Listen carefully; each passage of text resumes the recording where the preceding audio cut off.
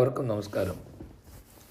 ഒരിക്കൽ അതീവ സദ്ഗുണശാലിയായ ഒരാൾ തൻ്റെ കുടുംബത്തോടൊപ്പം തീർത്ഥയാത്രയ്ക്കായി പുറപ്പെട്ടു.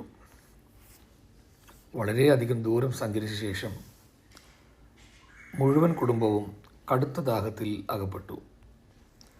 കഠിനമായ വേനൽക്കാലമായതിനാൽ എവിടെയും വെള്ളം കാണാനില്ല. കൊണ്ടുവന്ന വെള്ളവും മുഴുവനും തീർന്നു. കുട്ടികളും അമ്മയും ഭാര്യയും എല്ലാം ദാഹം കൊണ്ട് അവശരായി. എന്ത് ചെയ്യണമെന്നറിയാതെ അദ്ദേഹം അവസാനം ദൈവത്തോട് പ്രാർത്ഥിച്ചു, കരുണാമയനായ ഭഗവാനെ, ഈ അവസ്ഥയിൽ നിന്ന് ഞങ്ങളെ രക്ഷിക്കാനുള്ള ബാധ്യത ഇനി നിനക്കാണ് എന്ന് വിനീതമായി അപേക്ഷിച്ചു.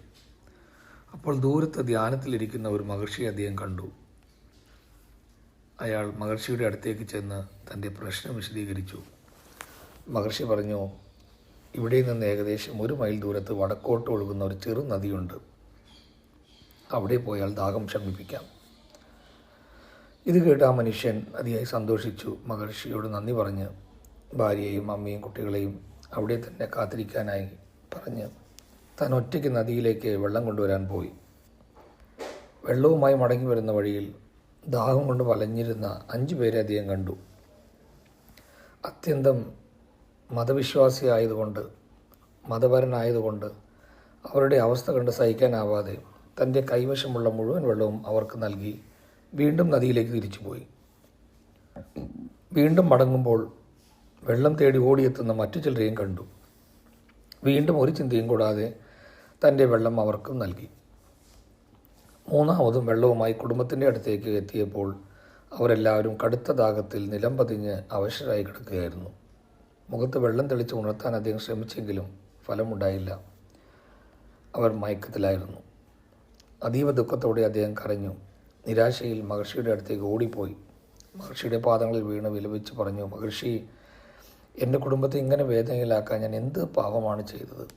ദാഹിക്കുന്നവരെ ഞാൻ സഹായിച്ചു, ധർമ്മം അനുഷ്ഠിച്ചു. ദയവായി എൻ്റെ കുടുംബത്തെ രക്ഷിക്കൂ.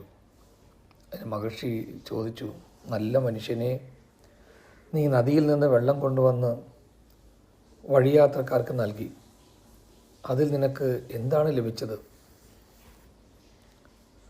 അയാൾ മറുപടി പറഞ്ഞു, എനിക്ക് എന്ത് കിട്ടുമെന്ന് ഞാൻ ഒരിക്കലും ചിന്തിച്ചില്ല. സ്വാർത്ഥതയില്ലാതെ ധർമ്മം അനുഷ്ഠിച്ചെന്ന് മാത്രമേ കരുതിയുള്ളൂ. അപ്പോൾ മഹർഷി പറഞ്ഞു, നിൻ്റെ ഉത്തരവാദിത്വങ്ങൾ നിറവേറ്റാതെ പോയാൽ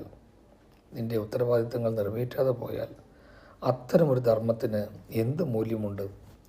സ്വന്തം കുട്ടികളെയും ഭാര്യയെയും അമ്മയെയും സംരക്ഷിക്കാതെ പോയാൽ ആ ധർമ്മം എങ്ങനെ പൂർണ്ണമാകും? ആ മനുഷ്യൻ കൗതുകത്തോട് ചോദിച്ചു, അതെങ്ങനെയാണ് മഹർഷി? മഹർഷി പറഞ്ഞു, ഞാൻ നിനക്ക് വെള്ളം തന്നില്ല, നദിയിലേക്കുള്ള വഴി മാത്രമാണ് കാണിച്ചത്. അതുപോലെ നീ വഴിയാത്രക്കാർക്കെല്ലാവർക്കും വെള്ളം കൊടുക്കുന്നതിന് പകരം നദിയിലേക്കുള്ള വഴിയാണ് കാണിക്കേണ്ടിയിരുന്നത്. അങ്ങനെ ചെയ്തിരുന്നെങ്കിൽ നിൻ്റെ കുടുംബം ഉൾപ്പെടെ എല്ലാവർക്കും ദാഹം ശമിച്ചേനെ. ഇങ്ങനെ പറഞ്ഞ് മഹർഷി കുടുംബാംഗങ്ങളെ അനുഗ്രഹിച്ചു. അദ്ദേഹത്തിൻ്റെ ഭാര്യയും അമ്മയും മക്കളും എല്ലാവരും എഴുന്നേറ്റ് വെള്ളം കുടിച്ചു. പിന്നെ ഈ മഹർഷി അപ്രത്യക്ഷനായി. ആ മനുഷ്യൻ തൻ്റെ പാഠം പഠിച്ചു. സ്വന്തം ഉത്തരവാദിത്വങ്ങൾ അവഗണിച്ച് നല്ല പ്രവൃത്തികളിൽ മാത്രം ഏർപ്പെടുന്നത് യഥാർത്ഥ നല്ല പ്രവൃത്തി അല്ലെന്ന് അയാൾ വ്യക്തമായി മനസ്സിലാക്കി. ആദ്യം സ്വന്തം കടമകൾ നിർവഹിക്കണം. അതിലൂടെയാണ് മറ്റുള്ളവർക്ക് ധർമ്മത്തിൻ്റെ വഴിയിലേക്ക് പ്രചോദനവും നിർദ്ദേശവും നൽകാൻ കഴിയുക. ഒരാൾക്ക് ചെയ്യാവുന്ന ഏറ്റവും നല്ല ഉപകാരം ദൈവത്തിൻ്റെ വഴിയും സത്യത്തിൻ്റെ വഴിയും മറ്റുള്ളവർക്ക് കാണിച്ചു കൊടുക്കുക എന്നതാണ്. നന്ദി, നമസ്കാരം.